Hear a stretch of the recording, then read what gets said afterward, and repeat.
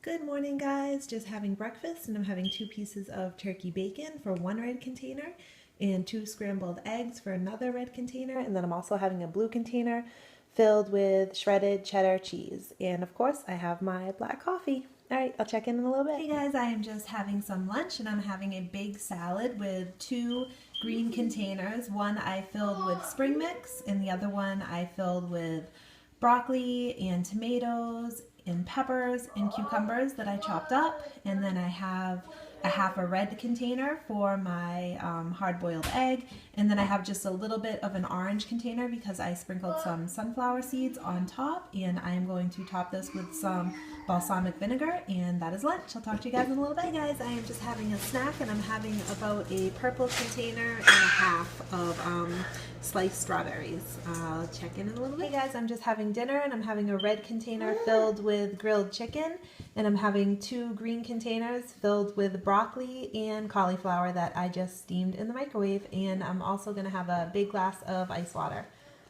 That's dinner. All right, I'll check in a little bit. Hey guys, I am just having a snack, and I'm having a cup of bedtime tea and a few teaspoons of almond butter.